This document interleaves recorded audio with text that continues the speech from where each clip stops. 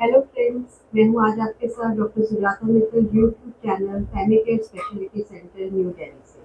आज हम बात करेंगे सर्वाइकल कैंसर जो कि दोबारा आ जाता है या आपको पहली बार भी हुआ है। पर मेरे पास जो पेशेंट सबसे ज़्यादा आते हैं जिनको दोबारा हो गया है, उन्होंने कहीं और ट्रीटमेंट करवाया है, आते हैं और फिर मेरे से डिस्कस करते हैं कि एलोपैथी के अलावा आप जो एलोपैथिक ट्रीटमेंट करेंगे उसके अलावा हमें किन किन बातों का लाइफस्टाइल मॉडिफिकेशन में क्या क्या चीज़ों का ध्यान रखना चाहिए और हमारे पास एलोपैथी में क्या क्या ऑप्शन है। तो देखिए फ्रेंड्स, मैं आपको एक चीज़ बताऊं कि एलोपैथी कैंसर में कोई भी कैंसर हो, सर्वाइकल हो, चाहे यूट्राइन हो, चाहे ओवेरियन हो, चाहे बोन का हो, कहीं का भी हो, फर्स्ट टाइम जो उसका इलाज होता है वो बहुत बढ़िया होना चाहिए, वो परफेक्ट पहला कटिंग एज जो है आपका फर्स्ट ट्रीटमेंट। तो वो आपका अगर परफेक्ट रहता है तो आपके लाइफ के जो प्रोलॉन्ग होने के चांसेस है वो बहुत ज़्यादा है। और सेकेंड टाइम दोबारा से अगर आपका आ जाता है तो वो कितनी जल्दी आता है, 6 महीने में ही आ जाता है, 1 साल में आता है, 1.5 साल में आता है, 2 साल में आता है, 5 साल में आता है, 10 साल में, इसके ऊपर आपके आगे का प्रोग्नोसिस जो है वो इसके ऊपर डिपेंड करती है। जैसे कि प्राइमरी ट्रीटमेंट जो एलोपैथी में है वो हमारे पास सर्जरी है, रेडियोथेरेपी है, कीमोथेरेपी है और मॉलिकुलर टारगेटेड थेरेपीज है। ये हमारे एलोपैथी के मेन स्टे हैं। तो यही चीज़ें एप्लीकेबल जो है हमारे सेकेंड लाइन ऑफ ट्रीटमेंट पे होती है। पर अगर कैंसर मान लीजिए आपने अभी सर्वाइकल कैंसर का 1 साल पहले या 1.5 साल पहले ही ट्रीटमेंट करवाया है और उसमें रेडियोथेरेपी आपको मिली है, तो आपको दोबारा रेडियोथेरेपी मिलने के चांसेस कम होते हैं, क्योंकि उसके ही अभी प्रोलॉन्ग साइड इफेक्ट्स कुछ ऐसे होते हैं कि वो चल रहे होते हैं और टिश्यू जो है, अंदर के जो सेल्स हैं, दोबारा रेडियोथेरेपी को नहीं झेल सकते। तो अगर आपका cancer with in A span of 1.5 to 2 years या 3 years में आ जाता है तो रेडियोथेरेपी के ऑप्शंस आपके पास उसी हिस्से में, मैं बात कर रही हूँ कि कैंसर वहीं पर दोबारा आया है। अगर कैंसर सर्वाइकल कैंसर आपका चलकर चेस्ट में आ गया या ब्रेन में आ गया तो फिर वहाँ पर उस हिस्से पर रेडियोथेरेपी मिल सकती है। पर अगर सर्वाइकल कैंसर नीचे ही सर्विक्स में आपके जो है नीचे के हिस्से में ही वापस आ गया है तो फिर उसमें रेडियोथेरेपी के आपके चांसेस जो है कम हो जाते हैं। अगर आपके कैंसर बिल्कुल लोकलाइज्ड है, बिल्कुल छोटा सा उसका नोड्यूल आया है, ये साइज बहुत छोटा है, तो सर्जिकल ऑप्शन देखी जा सकती है। बट नॉर्मली ज़्यादातर कैंसर जो दोबारा आते हैं तो कीमोथेरेपी और मॉलिकुलर टारगेटेड थेरेपी ही आपके पास एक ऑप्शन रह जाती है। तो ये कीमोथेरेपी और मॉलिक्यूलर टारगेटेड थेरेपीज आपकी कितना डिजीज कहाँ पर आई है और कहाँ कहाँ फैली हुई है उसके ऊपर डिपेंड करती है। और ये आपका जो है ज़्यादातर मेडिकल ऑन्कोलॉजिस्ट ही आपको बताते हैं। अब हम आते हैं कि लाइफस्टाइल मॉडिफिकेशंस में। तो लाइफस्टाइल मॉडिफिकेशंस में बहुत सारी चीज़ें इंक्लूडेड होती हैं, पर मैं आपको मेनली जो इम्पोर्टेंट चीज़ें हैं उस पर सबसे ज़्यादा फोकस करूँगी। लाइफस्टाइल मॉडिफिकेशन में सबसे पहले आता है आपका डाइट, दैट इज न्यूट्रिशन। फिर आपकी physical activity, that is exercises. Third आपका जो आता है वो स्ट्रेस मैनेजमेंट आता है एंड मेडिटेशन उसका एक हिस्सा है। Last but very very important and not the least is the supplements and the antioxidants. तो सबसे पहले हम बात करते हैं न्यूट्रिशन पर कि आप न्यूट्रिशन में क्या चेंजेस करें। देखिए, कैंसर जो है, जो लेटेस्ट जो रिसर्च है वो कहती है ये एक लाइफस्टाइल डिसऑर्डर है, मेटाबॉलिक डिसऑर्डर। मेटाबॉलिक डिसऑर्डर की तरह जैसे डायबिटीज भी एक मेटाबॉलिक डिसऑर्डर है, तो कैंसर भी एक मेटाबॉलिक डिसऑर्डर है जिसमें आपने अपने बचपन से कुछ ऐसी गलतियां करी हैं खान पान में, रहन सहन में, जिसकी वजह से आपके अंदर के जो बॉडी के सेल्स को जो चाहिए था, जो उनकी रिक्वायरमेंट थी, वो पूरी नहीं होती है। जब वो पूरी नहीं होती है तो वो उसके जो फंक्शंस हैं, जो बायोकेमिकल रिएक्शंस हैं, वो फेवर हो जाते हैं, मतलब वो सही नहीं ढंग से काम करता वो सेल। और फिर धीरे धीरे प्रोलॉन्ग अगर उसका इफेक्ट रहता है, अगर फिर भी आप ध्यान नहीं देते हैं तो आपका फिर later on it can get converted into cancer. तो ये इसका मेन स्टे कैंसर का रहता है। तो डाइट जो है हमारे बचपन से ही हम लोग कुछ ऐसी चीजें कर देते हैं जिनसे बाहर का, जैसे आजकल हम देख ही रहे हैं बच्चों में कि बाहर का बहुत ज्यादा खाना पीना रहता है। तो फर्स्ट एंड मोस्ट इम्पॉर्टेंट चीज जो है डाइट में कि बाहर का बिल्कुल खाना पीना आपको बंद करना है। डेयरी मिल्क प्रोडक्ट्स जो है, दूध, दही, घी, पनीर, वो बिल्कुल नहीं लेने हैं। हॉस्पिटल में आपको जो बताते हैं कि हाँ दूध ज़्यादा पीजिए, प्रोटीन्स की ज़्यादा ज़रूरत है, वो इसलिए रहता है कि डॉक्टर्स को न्यूट्रिशन नहीं पढ़ाया जाता है, हमें न्यूट्रिशन नहीं पढ़ाया जाता है। मैंने अपने आप अलग से स्टडीज करी अपने पेशेंट्स के लिए, बेटर रिजल्ट्स देने के लिए। तो दूध, दही, घी हमारे अपने इंडिया में बाहर भी एक होलसम फूड माना जाता था और है भी। परंतु प्रॉब्लम ये है आजकल कि आजकल ये एक इंडस्ट्री हो गई है, एक बड़ा मतलब पैसा कमाने का एक तरीका है। तो इसमें हार्मोन्स लगाकर, हार्मोन्स के इंजेक्शन देकर मिल्क का प्रोडक्शन बनाया जाता है। तो अब ये हार्मोन्स आपके बॉडी में जो आ रहे हैं, ये आपके बॉडी को नुकसान पहुंचा रहे हैं। तो इसलिए सबसे ज़्यादा मोस्ट इम्पॉर्टेंट है कि आपको सबसे पहले डेयरी प्रोडक्ट्स बंद करने हैं। इसके अलावा मिल्क में अगर आप देखेंगे तो आजकल पशुओं को जो चारा देते हैं, वो पहले खल देते थे, आपकी घास देते थे, खली देते थे, ये सारी चीज़ें, वो चीज़ें नहीं रहती हैं। अब पैकेज फूड रहता है, तो पैकेज फूड में आपको कॉर्न बहुत ज़्यादा देते हैं, तो उनसे गाय भैंसों के अंदर गैस बहुत बनती है, उनको अपच रहती है। तो ये चीज़ें हमारे शरीर में जब जाती है, ऐसा वाला दूध हमारे शरीर में जाता है, तो हमारा भी डाइजेस्टिव सिस्टम जो है वो गड़बड़ा जाता है और हमारे को नुकसान पहुंचते हैं। और डाइजेस्टिव सिस्टम में जो प्रॉब्लम्स होती है उनका डायरेक्ट लिंक है सारे बॉडी के साथ। तो इसलिए सबसे फर्स्ट एंड फॉरमोस्ट है कि आप पहले डेयरी प्रोडक्ट्स बिल्कुल बंद कर दें। सेकंड मोस्ट इम्पॉर्टेंट थिंग है कि आप अपने डाइट 50% रॉ, मतलब 50% रॉ मतलब 50% फ्रूट्स एंड कच्ची वेजिटेबल्स। तो आजकल मैं रोज देखती हूँ बच्चे, लड़कियाँ आती हैं, बड़ी औरतें जिनको कैंसर है, तो कहते हैं नहीं हमको ना फ्रूट्स नहीं खाते हैं, हमको ना पका हुआ खाना, नाश्ते में भी रोटी दाल सब्जी खाएंगे, खाने में भी रोटी दाल सब्जी खाएंगे, रात को भी ये खाएंगे, दिन में 2 बार चाय पिएंगे। तो वो नहीं चलेगा, क्योंकि कच्चे फ्रूट्स एंड वेजिटेबल्स के अंदर सारे मल्टीविटामिन, बी कॉम्प्लेक्स होते हैं, कुछ ऐसे एंजाइम्स होते हैं जो हमारी बॉडी की रिक्वायरमेंट होते हैं, और कुक जब हम उनकी कुकिंग कर लेते हैं तो वो एंजाइम्स जो है खत्म हो जाते हैं। तो इसलिए ब्रेकफास्ट मोस्ट इम्पॉर्टेंट है कि आप जो है सिर्फ फ्रेश फ्रूट जूसेस का वो करें और फ्रूट्स खाएं।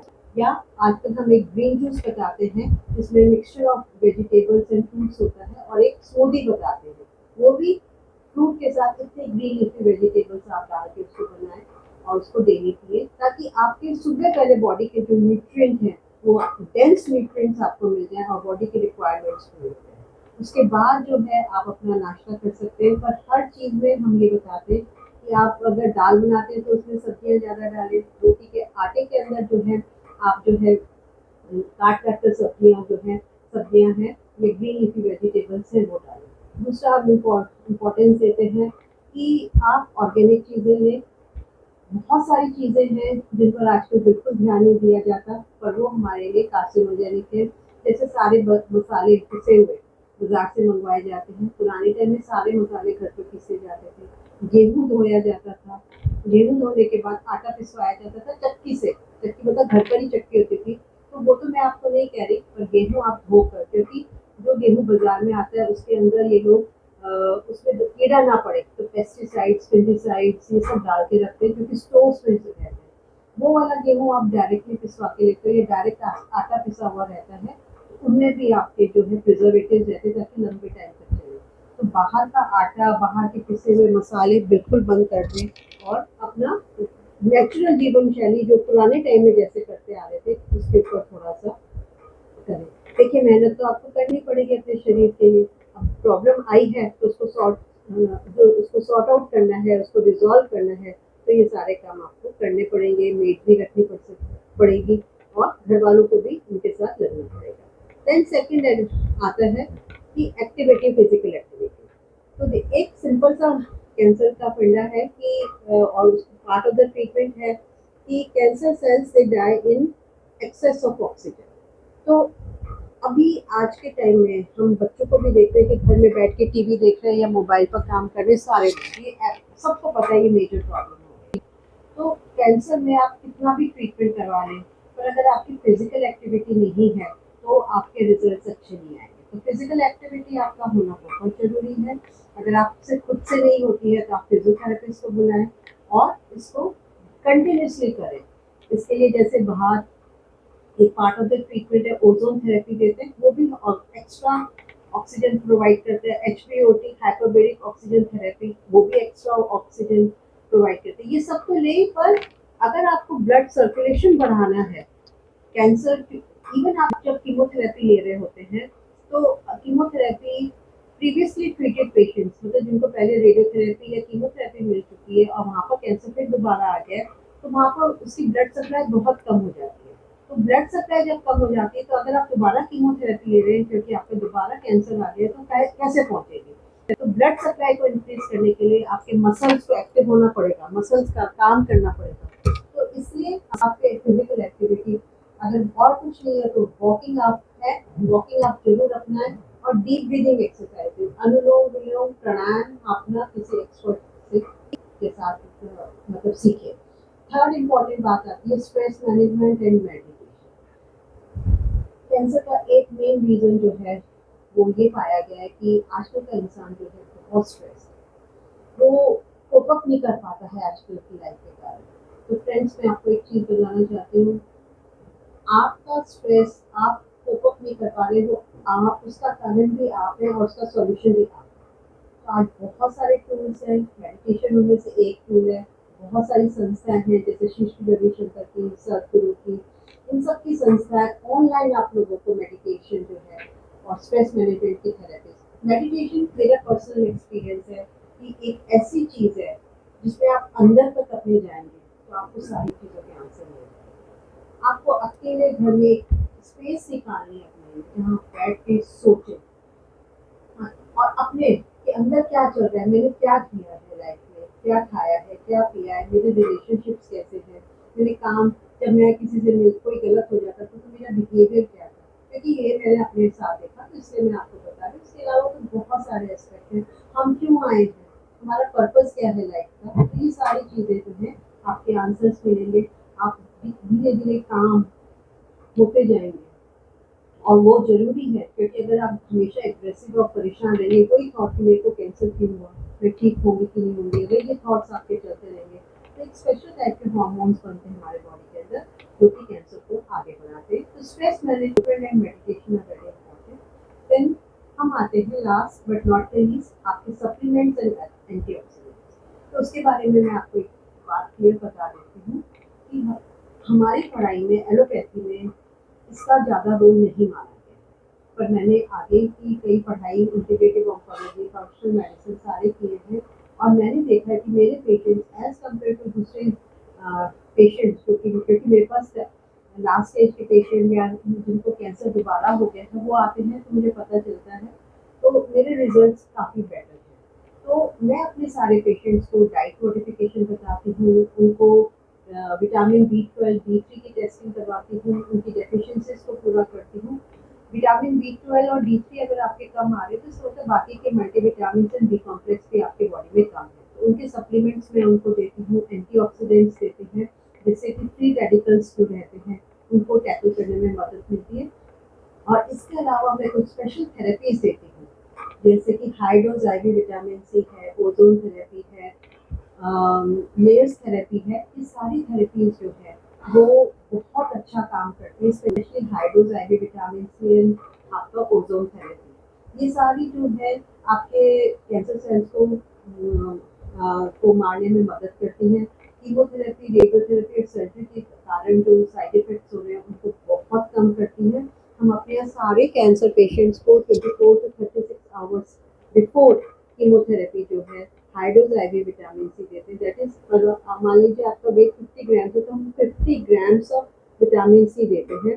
तो उसके कारण से कीमोथेरेपी के बाद होने वाली प्रॉब्लम जैसे नोजिया है, वॉमिटिंग है, हेयर फॉल है, मुंह में छाले होना है, थकान रहना है, भूख नहीं लगना, वो बिल्कुल ऑलमोस्ट 90% कम हो जाती है। ब्लड ट्रांसफ्यूजन की आपकी नीड जो है वो नहीं रहती है। प्लस आपको नॉर्मली रूटीन में कीमोथेरेपी देने के बाद एक इंजेक्शन लगाया जाता है जिससे कि आपके TLC, DLC और हीमोग्लोबिन फॉल ना करे, वो विटामिन C देने से नहीं रहता है। जनरल वेलबींग बहुत अच्छी रहती है। और ऐसे ही ओजोन थेरेपी जिसमें एक एक्स्ट्रा ऑक्सीजन का एटम मिलता है आपकी बॉडी को, उससे आपका ब्लड का सर्कुलेशन अच्छा हो जाता है और आपके ब्लड की आपके बॉडी में जो ऑक्सीजन की कमी है वो पूरी हो जाती है। तो वो भी बहुत अच्छी थेरेपीज है। एंड मेयर्स में सारे मल्टीविटामिन, कैल्शियम, मैग्नीशियम वगैरह हम सब ये सब सारी चीज़ें देते हैं। तो मैं इनका बहुत स्ट्रांगली रिकमेंड करती हूँ, क्योंकि इनसे हमारा वेलबींग बना रहता है। और जब हम फिजिकली बेटर फील करते हैं तो हमारा उठना बैठना और दूसरे काम करने का भी मन करता है। पर अगर कीमोथेरेपी के बाद, जैसे मैंने रूटीन में देखा है कि पेशेंट बिल्कुल 1 हफ्ते तक बिल्कुल निढाल से हो जाते हैं। उनको कितना भी उठाया जाए, खाने के लिए बोला जाए तो नहीं खाया जाता, क्योंकि मुँह में अल्सर्स और सारी प्रॉब्लम्स हो जाती हैं। तो इन 4 चीज़ों का आप बहुत ध्यान रखें। डाइट में चेंजेस करें, स्ट्रेस मैनेजमेंट करें, फिजिकल एक्टिविटी करें, और आप जो है एंटीऑक्सीडेंट्स, मल्टीविटामिन्स, ये सारी चीज़ें लें। और इसके बारे में डाइट का बहुत, आपकी डाइट के ऊपर आपके लाइफ में जो चेंजेस, मतलब आपकी डाइट हर एक पेशेंट की इंडिविजुअल होती है। तो उसमें हम आपने अभी तक क्या लेते आ रहे हैं उसके अकॉर्डिंगली हम चेंजेस बताते हैं। तो to know more you can contact me, you can, and please मेरा चैनल सब्सक्राइब करिए, अपनी लाइफ बेटर बनाइए। और दोबारा कैंसर आ जाए तो ये लाइफस्टाइल मॉडिफिकेशन चीज़ें 100% अपनाइए। आप अपने कमेंट्स नीचे दिए हुए बॉक्स में डाल सकते हैं। कॉन्टैक्ट नंबर मेरे दिए हुए हैं, उस पर आप कॉन्टैक्ट कर सकते हैं, सेकेंड ओपिनियन भी ले सकते हैं। Thank you.